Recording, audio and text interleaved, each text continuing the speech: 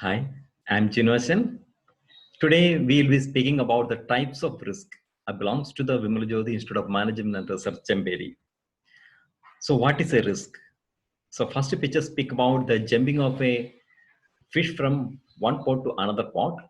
And second, there is the testing of the persons, the medical testing. Second is the third one is a flood. And fourth one is a risk of a particular animal who is escaping from his attackers. This picture is very common to you and you'll be understanding what is this picture. This picture speak about the COVID-19 situations. Few of them are the health workers who are actually supporting the people in order to keep away from these COVID-19 situations. And there are other pandemic situations where the people is highly pandemic about it.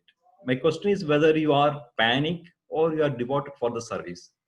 So in this situation, we have to learn more about the risk situations. So risk situation is an uncertainty concerning the occurrence of a loss.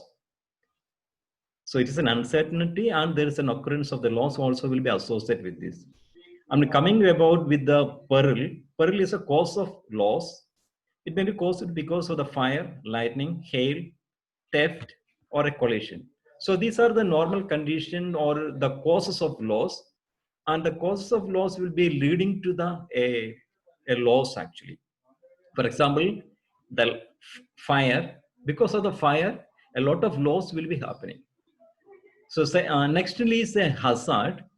So hazard is anything, any situation or any instance that creates the chances of loss. So it can be of biological reason, for example, COVID-19 situation, the virus, bacteria or germs or any biological items that creates the hazard. Or maybe physical situation, heights, or maybe electricity, high voltage electricity as you see in the picture, high voltage electricity that will be causing the fire, or maybe chemical items like maybe the concentrated acid that will be creating a chances of loss, or maybe safety, something connected with the safety and so on. So safety situation, safety rules and regulation, we have seen that okay, different items of safety is here. So all these safety equipments is needed in order to reduce the loss. So ergonomics is nothing but the movement, human movement. Because of the human movement, unusual human movement, the injury can be done. This is called uh, profession related diseases. Then psychological harassment, etc., workplace harassment, etc., comes with the psychological one. This is called all that hazard that creates or increases chances of loss. The concept of loss, we are coming with the concept of loss. Risk is the likelihood or the probability of experiencing some type of harm or losing something that one values. So anything, any value that one is actually holding it up, that may be lost. Risk factors are variable or the characteristics of business, market, biological, environmental, air, water pollution, or psychosocial or workload that affect an individual. So an individual may be affected just because of this concept, the risk factors. So when concerning about the types of risk, we can divide according to the nature of the risk. We can divide into 6 categories of opposing level. One is called pure and speculative risk. Second category is called fundamental and particular risk. Third category, diversifiable and non-diversifiable risk. These are otherwise known as properly known as systematic risk and non-systematic risk. Unsystematic risk will be always sometimes called or volatile risk, volatility. Then dynamic and static risk. Fifth one is called a subjective and objective risk. And sixth one is called enterprises. We'll be finding it in a detail. We'll be discussing these types of risk in detail the next slides. So first we will be thinking about what is meant by pure risk. Pure risk or speculative risk are the one categories of risk which will be of different in nature. Pure risk is a risk, a situation in which there are only possibilities of loss and there's no loss. So two possibilities are available or a particular instance where the loss will be happening or there may be no loss will be happening. So it involves no possibility of a gain. So you have to understand that there can be only two possibilities, two outcome. If the event is occurring, there can be a loss or there may not be any loss. So there is no possibility of getting a gain because of this particular instance. So either a loss occurs or a no loss occurs, and this condition is an insurable one. For example, a house, a fire or destruction may happen or may not happen to a house because of a lightning, because of a windstorm. So if the destruction happens, it's a loss. If the fire does not affect the house, there is no uh, loss. So there's loss or no loss situation. Suppose you are driving an accident, you are met with an accident. If you are met with an accident, there is an injury or maybe damage of the vehicle will be happening. But because of the accident, you will not get any gain. So this is not a profit situation. Nobody will be getting a profit from the accident. So there is only two options are available, two outcomes are available. Either you will be getting a loss or there will not be any loss because you are into a pure accident. Sometimes miraculously you will be saved from accident. Nothing happened. So no loss or maybe loss will be the two outcome of a pure risk. So pure risk can be categorized into three categories. One is called personal risk. Second is called property risk. Our third category is called liability risk. We'll be dealing it later. So speculative risk involves three possible outcomes. One is loss. Second is a gain. A third one is no change. It is not an insurable one. Normally, no change is not possible sometimes. Most often it is not possible. For example, we are thinking about share market. Gambling and investing investing in the stock market are the one example. For example, this picture speak about share market. I think you can see this picture. First picture speak about the share market. My cursor is actually okay. This picture speak about the gambling. I hope it is known to you, gambling. And this picture also speak about the betting also, gambling and betting. So gambling and bet or investing in the stock market is a speculative activity where there can be a risk of gain or loss. And also market volatility. Suppose the market is volatile and increasing in nature, it is called a bullish in nature market. I am speak about the share market. If the share market is bullish in nature, that the price is increasing. Anybody who is already invested can sell the shares and get the benefit of the market. It's called a volatile market. Suppose the market is stable, there is no loss situation. Suppose the market is coming down because of the COVID-19 etc. pandemic situations. It's called bearish tendency. Where the bearish tendency, the loss will be happening for those who are already invested. Okay, so and again you have to think that in a bearish tendency, when the share market is coming down, there is an occasion to invest also. Those who are invested may be experienced with the loss.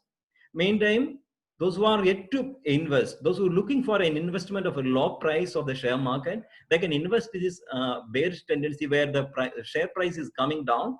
So this is an occasion. So depending upon the person to person, the particular situation can be explained in a different aspect. So market down does not mean that everybody will be losing. So it may be an occasion by which this person can, those who are expecting to invest can go into the market and invest. Okay. So trade related policy and also something like maybe trade related policy of the government and international market also affecting the speculative market. So trade related policy, for example, the one country bans other countries import and export. For example, China is getting this scenario. So how this product will be exported or how the import policy will be affected.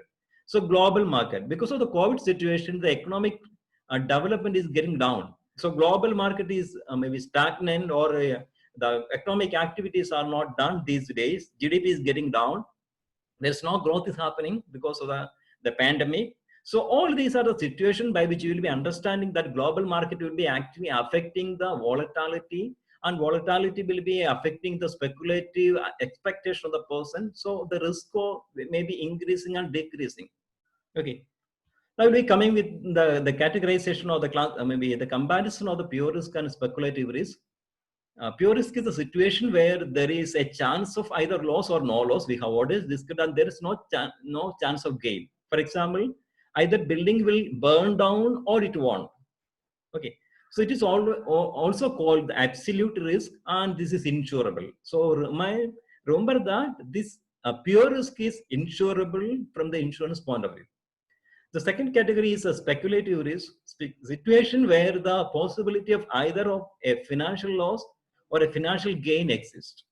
For example, purchase of a share, as you have said, betting on a horse, gambling, and usually it is not insurable, but there are other instruments which is being available in order to stabilize the loss and the gain. That is called hedging.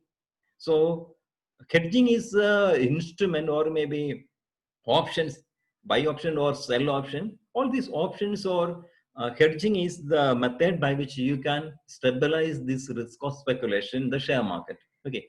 Next, we will be moving with the types of pure risk. Pure risk can be divided because the personal risk, property risk, and the liability risk. The first item is the personal risk. Personal risk is the risk that is involved for a particular person, that belongs to the areas of life, health, or loss of income. So, for example, the person's life is lost. So that is a personal risk for that person and anybody who is closely related to that person. So health is being affected because of an accident. The person is lame and he is not able to drive a car. So he's a driver. So it actually directly and indirectly affect the family welfare, or maybe the job security. So loss of income also will be associated with all these things. So we'll be going in depth about the personal risk. There are 4 categories of the personal risk are being identified. One is called premature death. The premature death means dying too early. So there is no condition by which in a particular age the person has to die. But normally we'll be thinking that 70 is the age of death. So government and the private agencies are being fixing a retirement age, maybe 56 or maybe 60 or 65. These are the retirement age.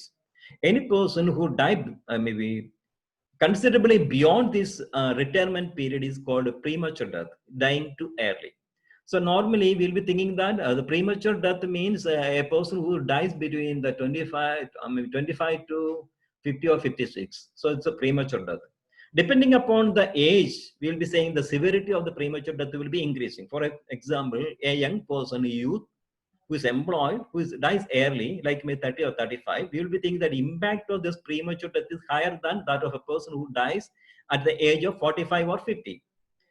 Because the impact depends upon how many years remaining for that person to retire, okay, or maybe earning.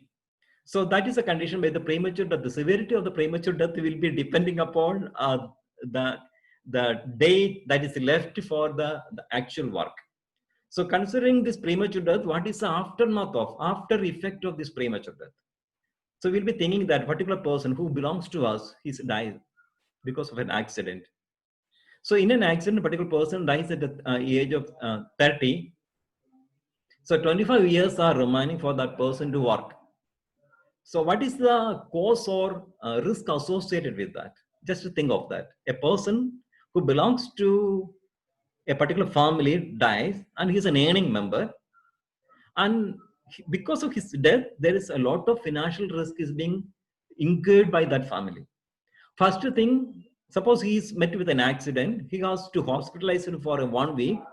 The ICU charges, then the hospital charges, all will be associated with maybe a risk factor. So huge hospitalization cost. For example, a COVID-19 situation where the person is positive and he's been isolated in maybe private hospital, huge cost is being incurred. Ventilation, a huge cost in his ICU, a huge cost of per day is being incurred by that family. If he is not supported by any other financial resources, it has to be borne by the family only. So this hospitalization case, if the death occurs, the ambulance charges, the transportation charges, the other maybe arrangement related to the funeral, burial, cremation, all these charges are being associated in addition to hospital charges. Again, if it is a religious person, some other things also becomes that, like maybe chatam and etc. will be coming. So yearly or annually or the celebration also will be, no, the functions also will be coming. So that will be also cost. This is called a immediate cost or imminent cost of the premature death. What is the next level of the cost is actually comes with the loss of income. So this person is actually an earning member of a society, maybe at the family, and because of his absence, because of his accidental death, the income is actually terminated. So there is no more income is being associated with a particular person. And again, that is a risk for the family also.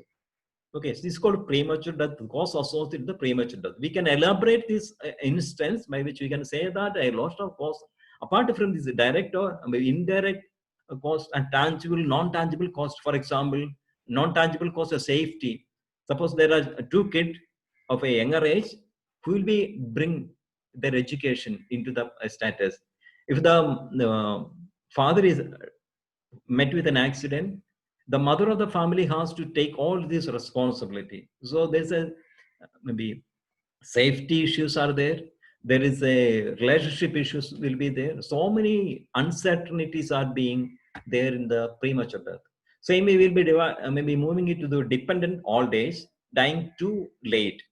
That is after the retirement without any income, after maybe illness, this person prolonged life actually causing financial income. I am not speaking about the relationship and the human values. I am purely speaking about the financial values of a particular person. So don't be misunderstood just because this long maybe dying too late is bad. I'm not speaking about it's only financial one. So person is a dependent on the hospitalization and all other old age, the services has to be given to that person. It's a dependent old age. Next one is a disability. Disability and the sickness. A person of any age can meet with an accident and he may be disabled. So because of the disability, the income that is normally expected may be terminated. So disability will be moved to a particular person in such a way that this income generation is being completely gone. Then sickness also same way, a particular sickness which impair a person, disable a person for going for a job. So for example, eyesight, the person who actually driving, who is met with an accident and the eyesight is considerably losing and he cannot move with the driving. So risk of unemployment is the next level. Where we'll be speaking about the particular person because of one or other reason he is losing his job, and that will be also same way affecting the family, dependent and etc. So next we'll be moving with the second category is the property risk. Property risk is the risk that is a direct loss of or physical damage or destruction or theft. So actual loss is happen, physical property actually lost. Now we'll be seeing that is a car accident where one car is being hit with the other and the other is being bent off. So there's a physical maybe a loss. For example, 50 maybe 20 lakhs is being lost because of the accident. This is a 10-tower accident. Here also millions and millions maybe physical loss is there. This is called a first direct loss. There's a consequent loss also there. Consequent loss is a loss associated with the consequence of this event. Okay. Next, third one is a liability risk. This is a liability risk is there is no upper limit for this. Suppose the person who met with an accident is going for a legal compensation. We don't know what is the upper limit of this the accident. So linen on income, the person has actually impaired and he cannot work for a long further. So he has to compensate for the income also. So in legal cost, advocate and the judiciary cost that is being associated with this is also high. So liability loss, we don't know how much it can extend, depends upon the person's earning and the age, it will be calculated. There's an upper limit for that. Now it will be consolidated what the discussion on the pure risk and speculative risk. So speculative risk, we identified that it can be categories in the investment risk, market risk, and wager. Wager is nothing but the bet. So these are not insurable. So personal risk, property risk, and liability risk. Personal risk is a debt or disability or retirement or unemployment. It can be insurable. And the property risk that comes with a theft or burglary, then destruction or damage. It also insurable. Then liability risk, legal liability to third parties or representatives or the public. This is also insurable. So really moving towards the fundamental risk and particular risk. Fundamental risk is an exposure to loss from a situation affecting a large group of people or firms and caused by two conditions like a natural phenomenon such as earthquake, flood, hurricane. So natural catastrophes actually affecting the environment, and that will be causing the fundamental risk. Other things like maybe social phenomena such as inflation, unemployment, war. So these are the conditions that will be actually affecting the huge number of persons. Fundamental risk may or may not be insurable. Depending upon the nature of the fundamental risk, it can be insurable or more, sometimes it cannot be insurable. Okay, so individual case has to be taken. For example, war. Certain conditions of the war, certain situations of the war cannot be taken into the insurance sector. Okay, that will affect the whole purpose. Then inflation. Sometimes it cannot be insured. Nobody will be insuring this inflation. Then second category is called particular risk. Exposure to loss from a situation associated with a specific individual event such as break-in, fire, robbery. All these are affecting a small group of number or maybe micro group. So these are normally insurable. Okay. So the difference between particular risk and the fundamental risk, we'll be speaking about fundamental risk as the laws that are impersonal in origin and the consequences caused by natural, economic, social, political phenomena such as inflation, war, earthquake, unemployment. They are faced as a group or maybe big number. The particular risk, meantime, the loss due to a specific individual event felt by a single person or a few individual or a few firm or organization. This loss due to burning down of a person's house or loss of a job, all these are personal in nature. That is called particular risk. Now we'll be moving with another categories or another type of risk, what is called diversifiable or non-diversifiable. No, diversifiable risk is otherwise known as unsystematic risk, and non-diversible risk is otherwise known as systematic risk. So we'll be dealing a lot about this systematic and non-systematic risk. Unsystematic risk is a risk that affects only individuals or small groups and not in the entire economy. It can be reduced or eliminated by diversification. Diversification is possible for this unsystematic risk. And the features of the unsystematic risk is a specific one. So particular organization, particular industry is being exposed for this diversifiable risk.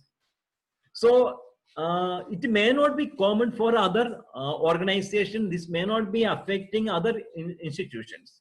So it is very specific. For example, an ice cream manufacturing organization is being affected just because of the a climatical change. So monsoon is coming and it cannot be sell its product, or maybe some issues being connected with a particular organization. For example, the contamination of course. So many cases are there. So this because of the contamination, particular organization affects. It's called unsystematic risk. And this is very unique. It may be, most often it may not be repeating. For example, a food contamination occurs, it may not be repeating. Next time they will be eliminating it. So a particular risk or specific risk that is may not be repeating every time. So we cannot expect it. And it is non-generic in non-generic in nature. For example, a particular organization affects, it will not be affecting or may not be affecting similar organization. It is not a general instance, but it's a very particular thing. So why this divisible risk or unsystematic risk is occurring? So there are the reason like inefficiency of the person. The workers are inefficient so that the product is actually met with a defect. So defectless product or maybe non-proper monitoring is one reason why this divisible risk is occurring. This is called inefficiency of the management or inefficiency of the laborers or inefficiency of the technology actually causes this divisible risk. Next reason is called a labor problem. There are some unrest or maybe vested interest are being associated with the laborers so that they are not being committed. So they are making issue in the organization such a way that the product become maybe defectors or maybe some issues will be coming, some financial issues will be coming. We are hearing set of scams are there because of the labor issues or the infidelity of the or non-cooperation of the laborers, then issue can become. The next reason is the last reason, the technological change. So technology is outdated, that the firm cannot be having a competency of the other competitive advantages are losing because of the technological advancement. The system that is actually working with the 3G spectrum, when the 4G spectrum is being introduced, they will be losing their technological advancement. You know that the mobile platforms, mobile technology, Symbian technology, when the Android came, it's actually dead and gone. So many Nokia mobile phone, so many examples are there where the technology is actually affecting a particular organization and losing its competency. So these are the three reasons by which this divisible risk is affecting an organization. And it leads to the financial risk. First, the financial risk will be coming.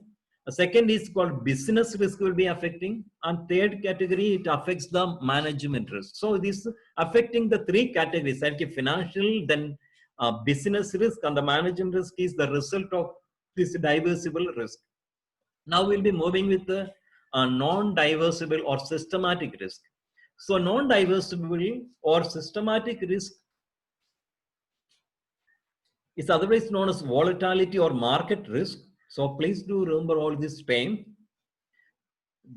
Is a risk that affects the entire economy or a large numbers of persons or group within an economy. So this is maybe a factor that affects the most of the organization. It is called a macro level of risk. For example, the market risk. The market risk is affecting the sectors that is actually involved into the business. Interest rate is increasing or decreasing of interest rate, that will be affecting the industry which is highly on an investment, money based organization. Then purchasing power risk, the risk associated with the purchasing power of an organization. Again, this will be seeing this picture, we will be seeing earthquake that affects the broad spectrum, or maybe war, or maybe flood, or coronavirus, or pandemic situation. All these will be affecting a huge number of persons, huge number of organizations. They're profitably coming down, or it can be positive also. Okay. Now we're moving with the next session. It's called dynamic and the systematic risk. Due to the changes in the economy, which causes financial losses to members of economy as changes in the price level, income, taste of consumers, or technology. These are the changes that can be possible for an organization. The price level changes. For example, raw material price is being increased or decreased. The income level of the person, purchasing power parity of the person is as increasing or decreasing. Taste of consumers, for example, Coca-Cola and the soft drinks were highly demanded the earlier days. Nowadays, they are moving with a healthy product. Nowadays, with the COVID-19 situation, everybody is advertising in such a way that it's a healthy product that actually increasing your immunity capacity. It is safe. So the advertisement or the concept of the consumers is actually changing. The concern of the consumers is actually changing. So because of the taste of consumers, shift in the consumers aspect, so dynamic risk will be affecting the technological change. For example, nowadays the technology is a mediating scenario of the transactions. The physical contact is no more available and the virtual contact is now physically available. So technology also affecting the dynamic risk.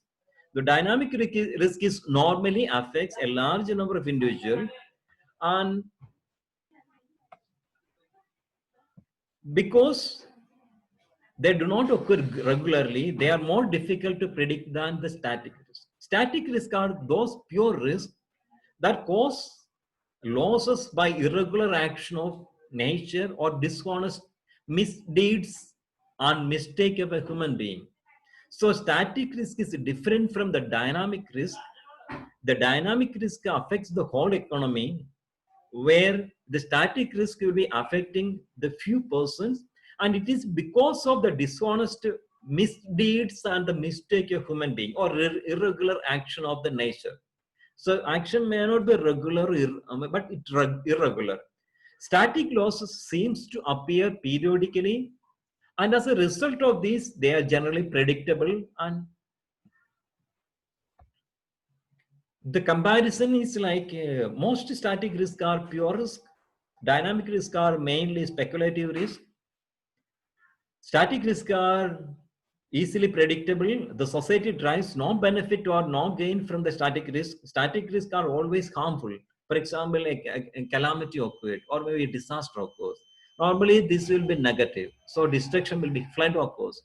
Static risk affect only the individuals, very few individuals. The dynamic risk, meantime, is are not easily predictable. The society derives some benefit from the dynamic risk. Dynamic risk, for example, interest rate is increasing or maybe technology is changing. Dynamic risk are only present in a changing economy. Dynamic risk affect the large number of individuals. So these are the features or the comparison of the dynamic risk and static risk. Now we'll be moving with the subjective and objective risk. Subjective risk is what an individual perceives to be a possible unwanted event. So it is based on a subjective nature. To have an accident or a heart attack or some other health problem, or they will lose the money buying a lottery ticket, all these are called a subjective risk aspect. Okay. So it's basically depending upon how a particular person is seeing this event. Objective risk is otherwise known as degree of risk, is an actual loss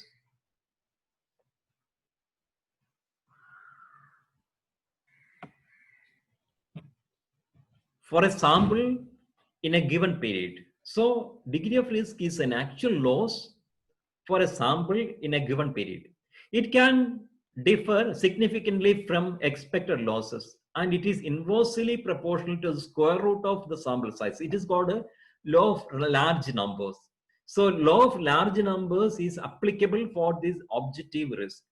So degree of risk has just referred, it's an amount of objective risk present in situation.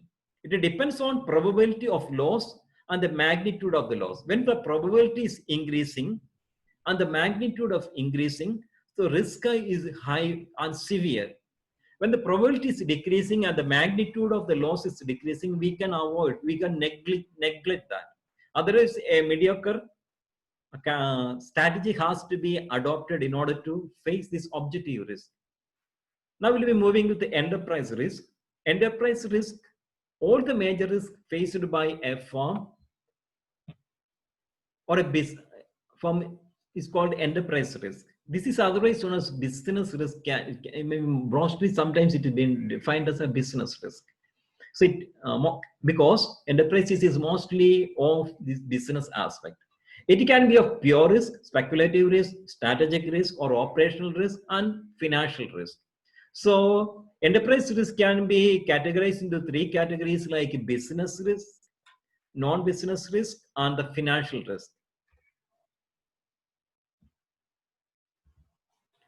So coming with the business risk, these are the types of risk are taken by business enterprises themselves in order to maximize shareholder value and the profit. So this risk is being taken by organization in order to maximize the profits. For example, the companies undertake high cost risk in marketing to launch new product in order to gain higher sale. The launching can be maybe successful or non-successful in the market. So depending upon the strategy and the support and the quality of the product, it can be a successful product. And this business risk in agriculture, for example, I am taking the business risk in agriculture for an example. So there are different 7 elements are being associated. Same way you can identify different types of business risk associated production organization, marketing organization, service sectors, and anywhere or education scenario, anywhere you can associate this type of business risk. Now, for a time being, I have taken this agriculture. One is called production. Weather will be depending upon the particular the production, whether the field loss, spoilage, then price of the market, reduced premium, high input prices, then casualty, fire, weather, then the climatical changes, the technology, performance and the obstacles of the machineries, the efficiency of the seed also will be coming as a technology. Then relationship within the suppliers, vendor network and etc. will be causing a issue there. And again, with the legal regulatory aspect, for example, tax is exempted for a particular agriculture product. So maybe some subsidies being available. So in farm or agriculture insurance is being provided by the government. All these parameters will be affecting the business of agriculture business. Next is the human being, underperforming the managers, injured employees. All these will be causing a loss of. So what I'm saying is that for business risk, a risk associated for the production process or any process of business. So other thing is called non-business risk. Non-business risk are not under the control of the firm. The risk that arises out of the political, economical imbalances can be termed as non-business risk. There can be a social risk, country risk, or unforeseen events. So country risk can be political risk and economic risk. The fluctuation that is happening in the country, or political stability or non-stability, and that can be the country risk. Coming to the financial risk is the risk that involves a financial loss for the firm. Financial risk generally arises due to instability and the loss in the financial market. It is being caused by the moments in the stock prices, currencies, the exchange of currency rate, interest rates, and more. Furthermore, features will be affecting of the market forces. The financial risk associated with the share markets are the share market movement, credit rate, currency rate, the exchange rate movement, interest rate. The direct loss and indirect loss also will be associated with this financial risk. And the hedging, I have said earlier, hedging is adopted to manage this financial risk. It uses financial instruments or market strategies to offset the risk of any adverse price movement. For example, options, call option or buy option will be adopted in order to stabilize this volatility of the market. These are the maybe diagrammatic explanation of this. Diagrammatic explanation of these risks. So risk in finance can be divided broadly into systematic and unsystematic risk. Systematic risk is uncontrollable by organization or macro in nature. Systematic risk. Unsystematic risk is controllable by organization in micro in nature. So unsystematic risk can be divided into 3 categories. One category is called interest rate risk. Second category, market risk. A third category is purchasing power or inflammatory. The risk associated with inflammation. So interest rate like a price risk and the reinvestment rate risk. The market risk will be coming with the absolute risk, relative risk, directional risk, non-directional risk, then basis risk and volatility risk. Purchasing power or inflammatory risk will be coming with the demand inflation risk and the cost inflation risk. So coming with the unsystematic risk controllable by the organization, there's a 3 categories are there. One is called business risk or liquidity risk. The 2 categories, subdivision of this business risk is either it can be an asset liquidity ratio. You studied it, a liquidity ratio, quick ratio, asset, maybe asset test ratio. Then funding liquidity risk also there. The next category is called financial risk or credit risk. The credit risk can be of exposure rate risk, recovery rate, non-performing asset, credit event rate, sovereign bonds risk, then settlement risk. What are the risks associated with settlement of a particular issue? Or it may be a non-performing asset. What is the cost associated with that? Then operation risk will be coming with the model risk, then people risk, legal risk, and political risk. So in way, we can say that these risks are being actually affecting the organization. So enterprise risk will be very significant when you are dealing with the organization. Thank you so much. We'll be dealing with the risk management in the next the part. Thank you so much for being with us. Hope you understood. Thank you. Please do contact if you have any issues.